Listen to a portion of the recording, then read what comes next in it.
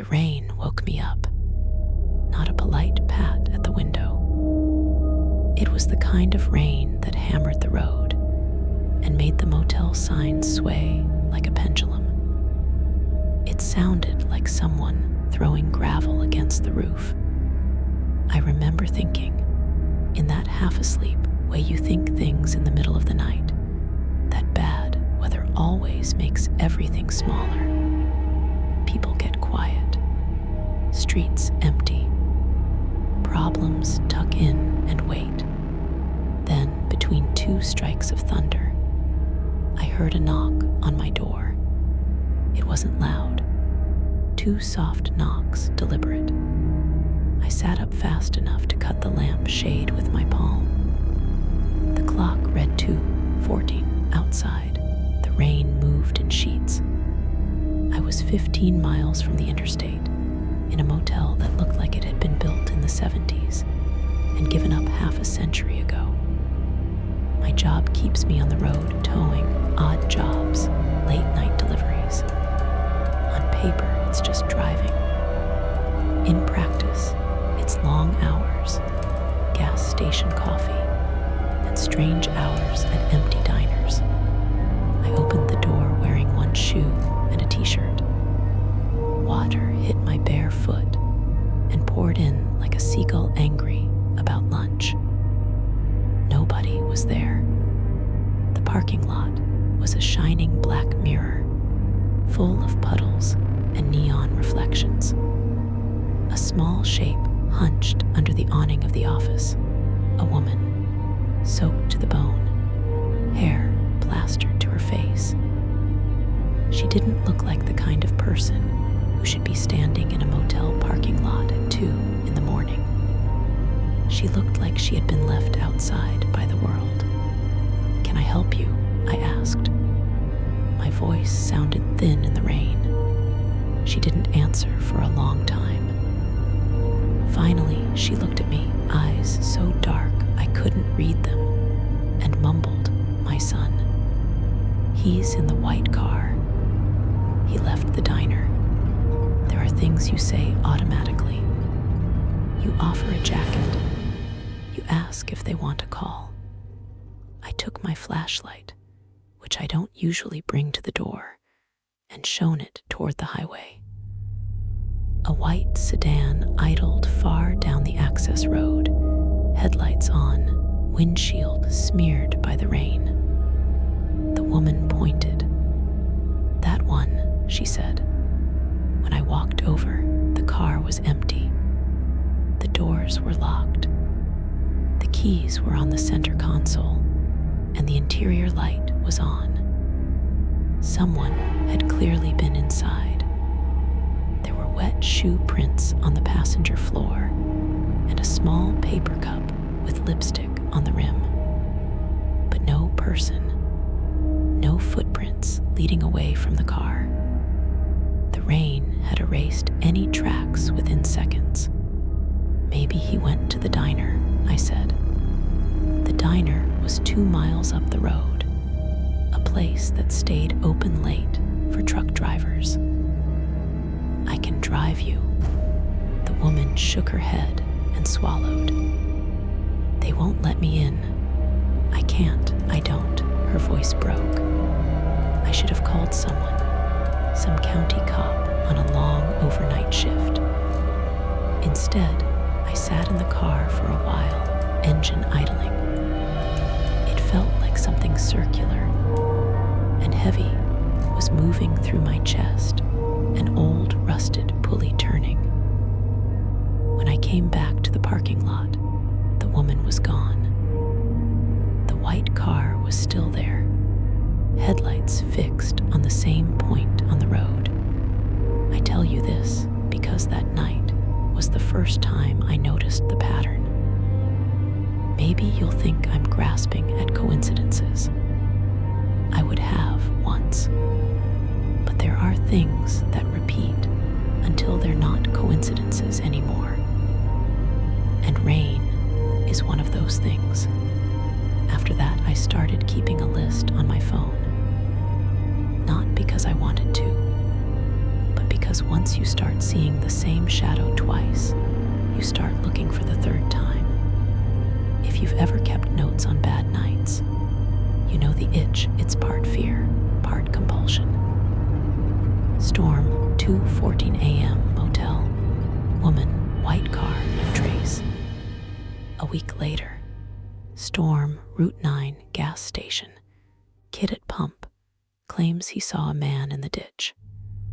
He gave me $20 and left. After a month, my list looked like a map of small deaths. Stranded drivers, late night callers who hung up, security camera footage showing someone standing under an overpass who vanished by the time units arrived. There were weird messages on social media. Anyone else here crying by the river? Or my nanny cam-caught movement at 3 a.m. no reason. People posted blurry pictures and clip-on phone videos that looked like somebody rubbing a hand on a wet window. Every post had two things in common. It happened in the rain, and everyone who saw it sounded like they were trying to explain something impossible. Not like they were trying to be spooky for likes. They sounded like they were trying to get someone, anyone, to understand that they had been there when something wrong opened a door, started to travel. If you work nights, you develop a geography of madness. There's a mile of highway outside of town where you always see taillights go white, as if a car ahead stops and disappears. There's a bridge where the railing has an old rope tied to it, and you can see the imprint of the rope in the wood, even after years of storms. People say the rope marks a place where someone tried to hold on and failed. I drove past it slow enough to count the raindrops. I took videos. I showed them to friends. They called it rainy season hysteria. And at first, I wanted to agree. Then came the tapes. I'm not proud of how I found them. I was at a small town bar in Ohio, no town worth nomming, waiting out a storm. A guy at the jukebox asked me what I did, and then asked me if I'd ever seen anything strange on security cameras. He had a fat thumb and cigarette ash at the corner of his lips. We've been getting weird footage, he said. Cameras by the back road. It's always during the rain. People who work with cameras learn to look for patterns. They find that nothing jumps out at you until you've watched the same clip 3 times. This man, Mark, he said his name, was threw a thumb drive at me. You want? He grinned like it was a joke. You'll tell me it's nothing. It was never nothing. The first clip was from a gas station with old fluorescent lights. A woman pumping gas lifted her head and looked straight into the camera. Her face was pale. She was breathing, but her mouth moved like someone talking underwater. Then the footage lagged a fraction. When it caught up, the woman was gone, and a wet handprint was on the passenger window of the car. The second clip showed the side road outside a diner. 2 men argued under an umbrella. One left, and the other walked back to his truck. On the dashboard, a child's stuffed animal swayed on its tether. The man reached for it with his free hand, and then walked into a puddle that should have reflected him. The reflection showed a figure behind him. No figure existed in the real footage. The man turned. He saw nothing and kept walking. Then the figure in the reflection came forward as if through glass. The camera shook. The screen blacked out for a second, and when it came back, the truck was empty, and the umbrella lay broken on the asphalt. The third clip was the worst. It was shot at an intersection at 1:02 a.m. in heavy rain. A woman in a red coat crossed the street. The crosswalk was slick. She walked straight past the camera, and a second later a kid, maybe 7 or 8, ran from the shadows and darted into the camera's field. The boy stopped, turned his face up at the sky as if to feel the rain, and then tilted his head like he was listening. He whispered something into his hands. The woman in the red coat paused, smiled strangely, and stretched her hand toward him. The boy took it. They walked out of frame together. The timestamp in the corner blinked and kept running. Then, after a beat, the footage doubled, overlaid with a second feed from above. If you watch carefully, you can see it. At that exact second, the woman's reflection in a rain puddle was not the woman. Her reflection was empty, and the voice of a police scanner captured faintly on the feed said, "Missing child reported at Route 14. Last seen wearing red." When I watched it, I felt that same pulley in my chest. I felt like someone who had forgotten a name. Forgetting is nothing. We misplace things every day, but forgetting a face or a place that you were in, that's different. It's like an eraser secretly moving through your past. It felt wrong because I knew that intersection. I'd passed it 100 times. It was 2 towns over from where I slept most nights. It was the kind of place you never forget unless you're asked to. After that, the list stopped being something I kept on my phone and started to lean into me like a weight. More people emailed me. "Did you see this? Is there a pattern?" My neighbor's ring caught something. Their messages were not the kind that small talk filled. They were clipped, practical, the kind of messages you get when your hands are shaking and you need to tell someone before you forget. A woman named Megan sent me a clip from a funeral home back in June. The facility had a cam watching an old oak in the side yard. During a thunderstorm, you could see a figure standing at the base of the tree. The figure was slight, too slight for a grown man. It rocked from side to side like someone humming to themselves. Every few seconds, a car passed, and the headlights would outline the figure's face. It had no expression at all, like someone looking through the world. Megan told me that the night after the clip, the staff found an old pair of children's shoes under a drain pipe. They thought a kid had been left behind in a funeral. They called the police, of course. Nothing came of it. People call the police about eccentric things all the time. But the shoes were mud-stained, waterlogged, and small. They were placed on a shelf at the funeral home, and a month later they were gone. At some point, I realized that the things raining down were not just happening in random corners. They clustered around stories with old grief in them. Motels where a man had died alone decades ago. Bridges where someone had tried to jump and been pulled back. Driveways where children had left and never returned. The storms woke the places that had been left open.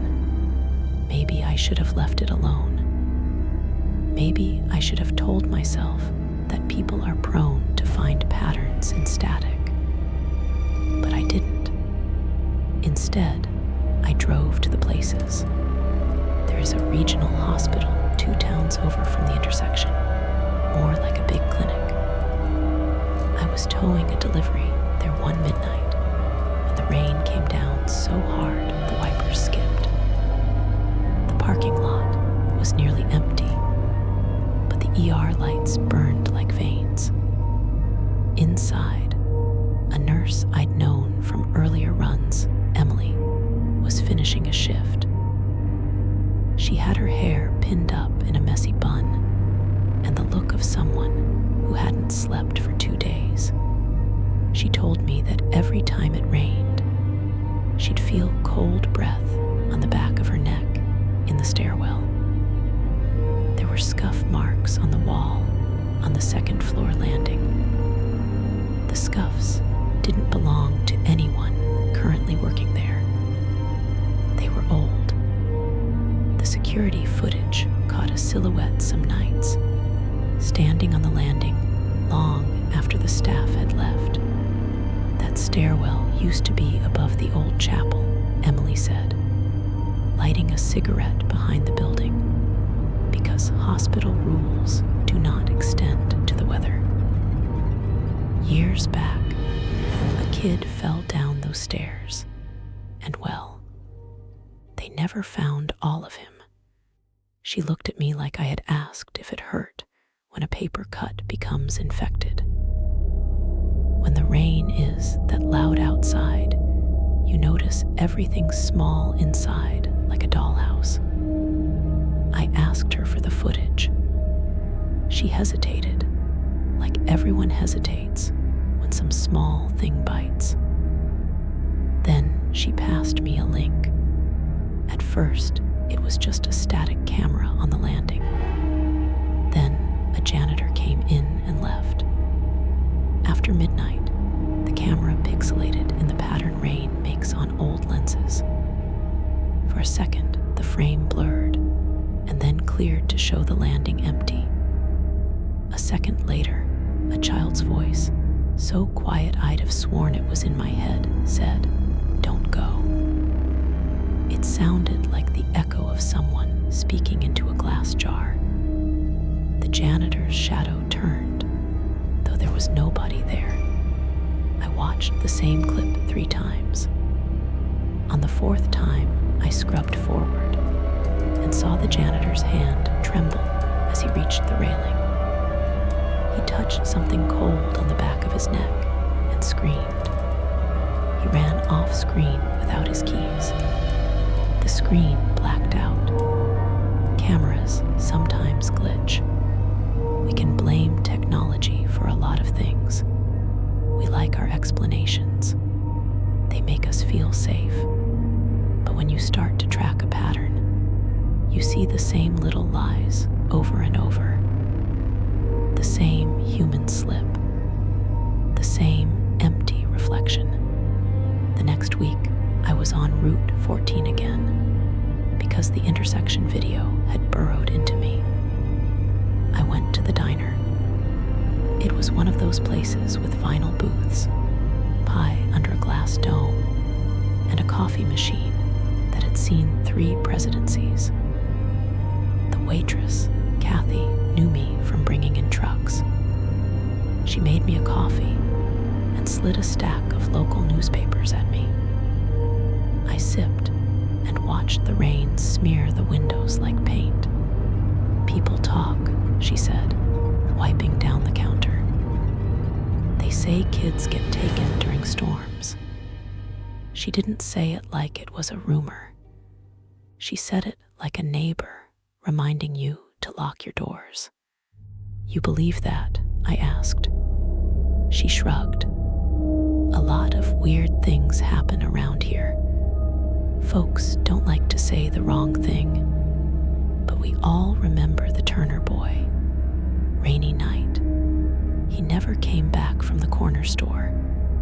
They found his bike, but not him. They said he ran away. But his mother swore, said something took him. Turner.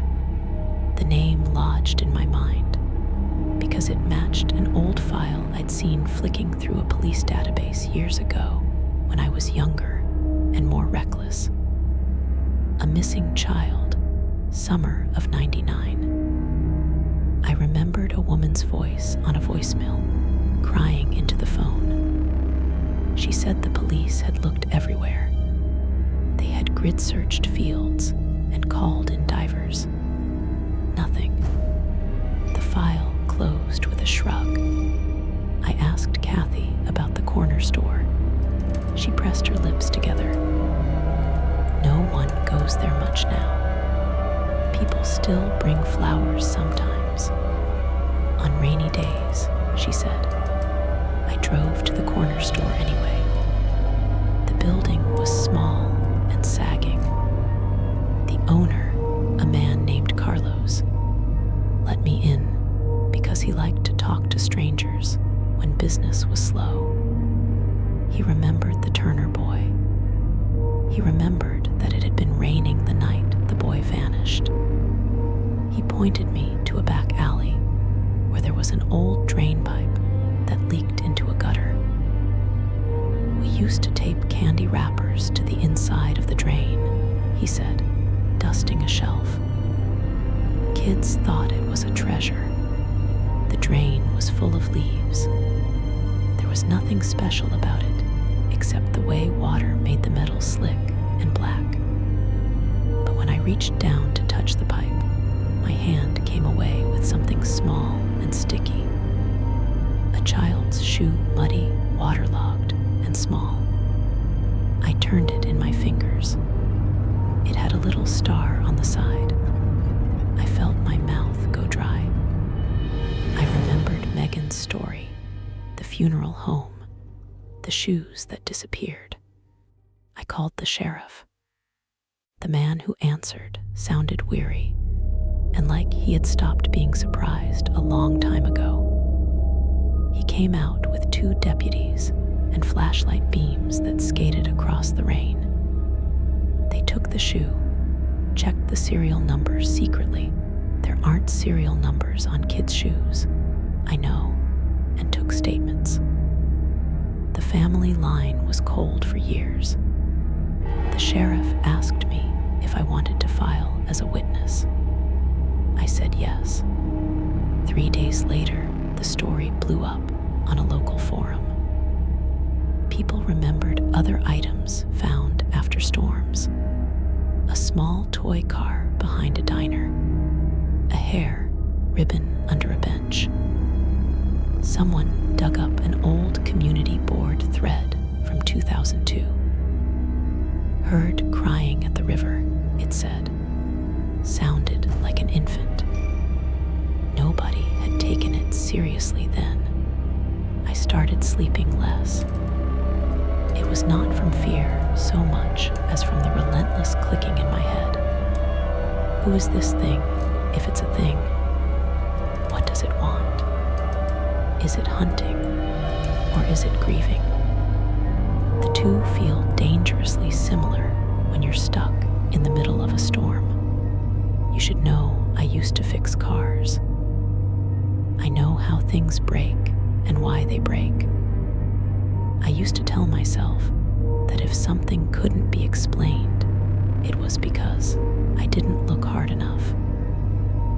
Even with all that, the next twist cut me so sharp, I dropped my coffee. It happened at the river bridge, across from the Turner's place. The sheriff had asked me to drive up with a volunteer team the night another storm rolled in.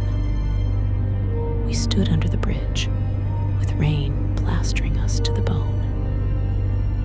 A woman in a bright jacket pointed out into the water. In the spray and the streetlight glow, you could barely make out a shape in the shallows, like a pale gloved hand resting upon a rock. We walked closer. The water was shallow and cold. At the edge, stuck in the mud, was a little backpack with a name tag. The tapes the sheriff played back showed the same, the backpack appearing like it had always been there, as if the river had left it for us. But here's the part that made my brain stutter. Inside the backpack was a folded piece of paper, On it, in cramped, childish print, were the words, "You shouldn't be looking." The handwriting was familiar in the way that a song you heard as a kid can be familiar, even though you don't remember when. I knew that hand. I had seen it before in an old folder in my attic, a file I had been given when I was a lot younger while volunteering to help on a cold case. There was a list of the missing kids from the county. A dozen names written in that same shivering script. And then someone passed me a Xerox copy of a birth certificate from 20 years ago. The name on it matched mine. I held the paper until my fingers hurt. The rain made the print run black. I couldn't understand it. I stared at the certificate until the letters swam. My name, my birth date. Another name had been written under it in the same cramped hand, Turner. I went home and I tore my attic apart. Every box, every old scanner, every faded police blotter I had saved was pried open. There were pictures, one of me at 5, eyes bright, standing next to a picnic table. In the background was a boy with a bike. The boy's face was blurred, as if someone had smeared it with their thumb. I found a Polaroid of a bridge with the same rope I mentioned earlier. On the back, someone had scrawled, "Remember the rain." It was like watching yourself be written out of your own life. I had gaps, little 3-week holes in my memory back in '99. I had always explained them by saying I'd been sick or away. I called my mother. She listened and then cried quietly for a long time. "Do you remember," she asked finally, "how you came back from the summer and kept calling the Turner house? You were so sure you'd seen something. We told you to stop. There was a day," she said, "when I had come home soaked to the bone and didn't know where my shoes were. I had been 7. I had been terrified and wouldn't talk about it, not even when pressed. I had scratched something into a box of my childhood toys and then refused to let anyone touch it." My mother's voice shook when she said, "You asked if the rain takes things because it can. You were only a child." I went back to the intersection. I sat in my truck in the rain and watched. People drove past like slow ghosts. A man in a suit rushed across with a takeout box. A woman in a hoodie jogged by with headphones in. At 1:02 on the dot, the rain sounded different. It's hard to explain, but every storm has its own voice. That night, the rain sounded like pages being turned. At 1:02, the air in front of me changed. The hair on my arms stood up. I remembered, with a clarity that made my knees go numb, walking down the intersection hand in hand with a woman in a red coat and a small boy bouncing at her side. I remembered the smell of her hair, like pipe tobacco and rain. I remembered a laugh that sounded like leaves when the wind hits them. I remembered the boy looking up at the sky and saying, "If it's raining, it means he's coming back." I had been there and left and come home tired like all kids do. I remembered nothing of the hours in between. But for that flash, if you could call it a flash, I knew the woman. I knew the boy. I knew that everything bent around that moment like a ring around a tree. That night, the pavement showed something that could only be described as impossible. A shadow not attached to any body passed under the streetlight. It walked and looked around, not like a man, but like the echo of one. Then it stopped in the middle of the crosswalk and turned its head toward my truck. For the first time in years, I looked at my hands, and they were shaking. I opened my door, and the rain hit me like punishment. There was a sense in me that I was supposed to do something, apologize, maybe, or say a name. I shouted the name Turner into the rain like I was trying to catch a radio signal. The sound was swallowed. For a second, I thought the shadow would turn toward me. But then it melted into the puddle, and the puddle shivered like a person waking up. After that night, things escalated quick and ugly. I started seeing reflections in puddles that weren't of what was above. I'd be at a stoplight and get a clear look at the car in front of me. In the window, I'd see another person standing behind them, someone with my face, but older, eyes empty. I would take a photo, and the picture would only show the other driver. I found old case files in the county office that had been misfiled. Statements taken, notes that said saw figure in rain, and then no further evidence. There were drawings by children done at therapy that showed people with hollow faces standing under umbrellas. Therapists told parents that children have imaginations.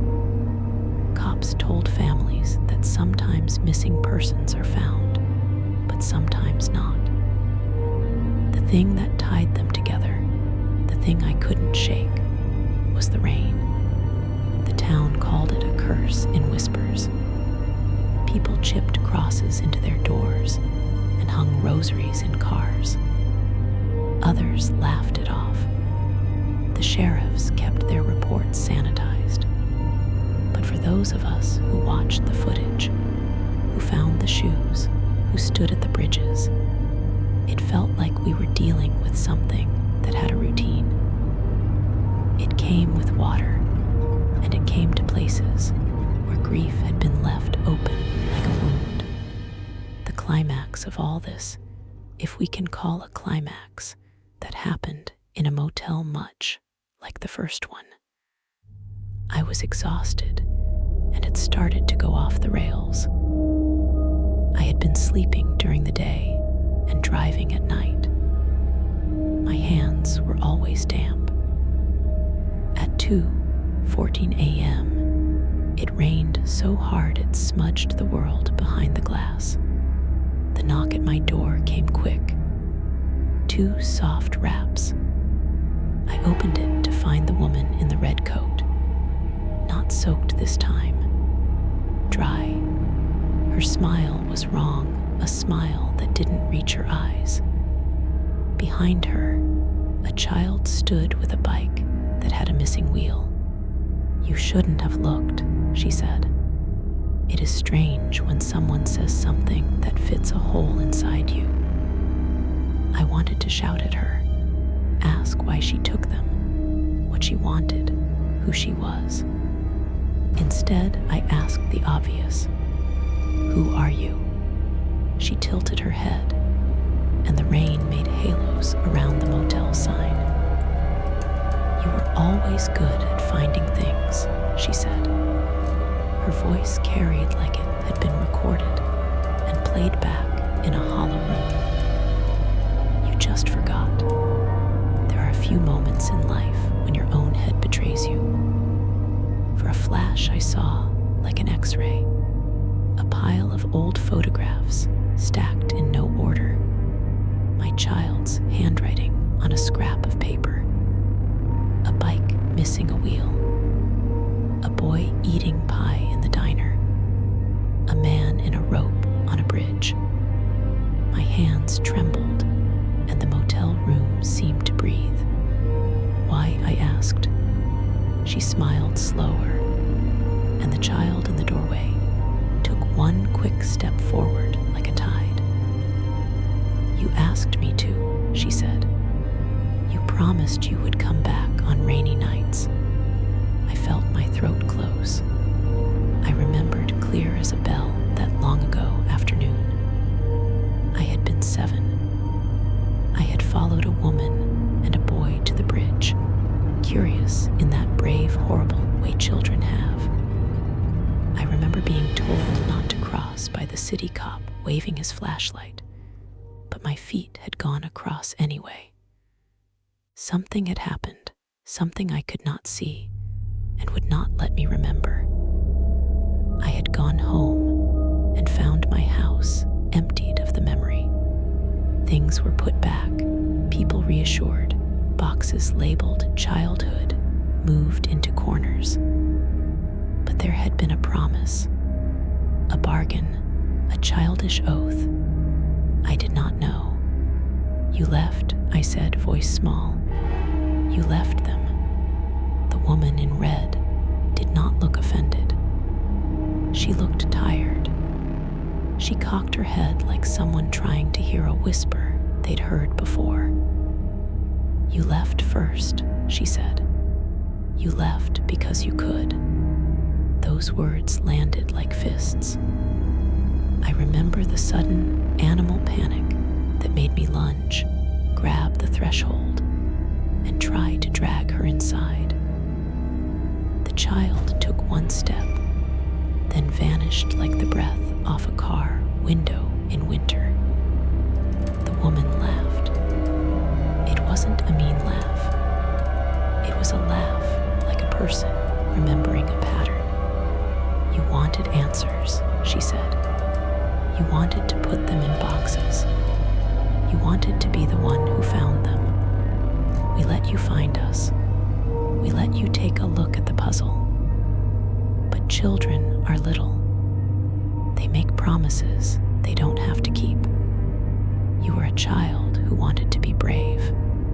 The rain hit the motel like a chorus. I felt my life being rewritten in small lines.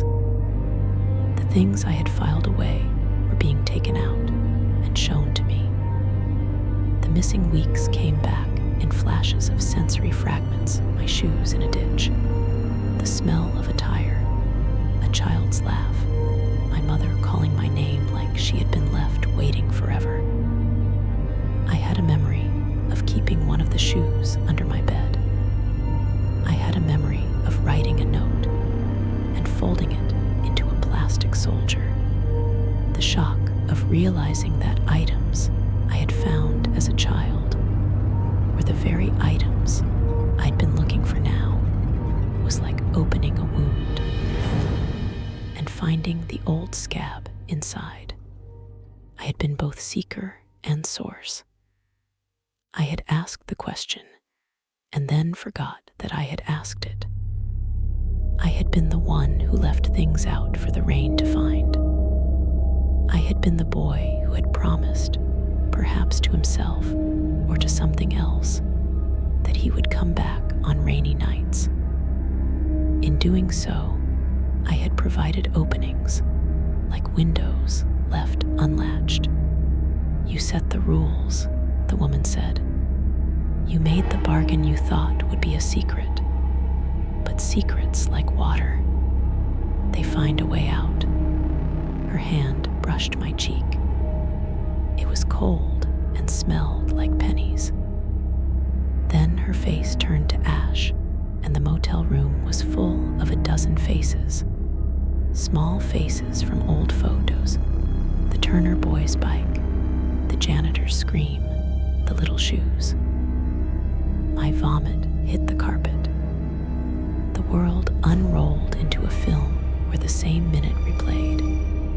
A child walking into rain, a promise, a vanish. Why me? I asked. My voice tore.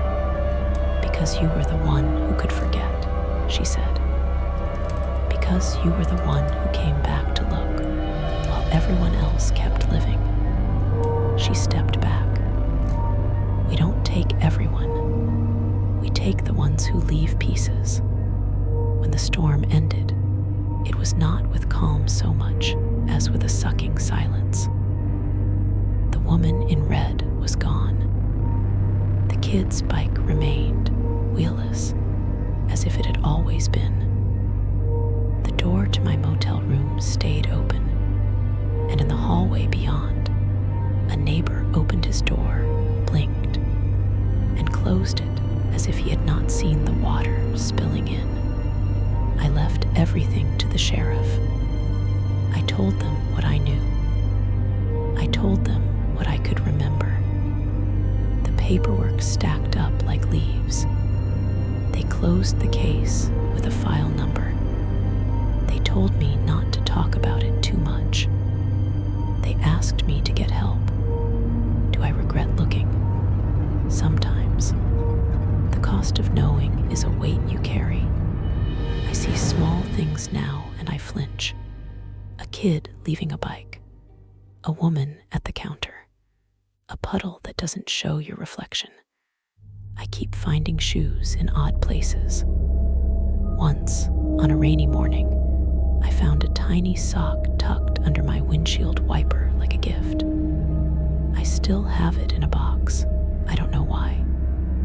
People ask me if I am scared. I tell them I am tired.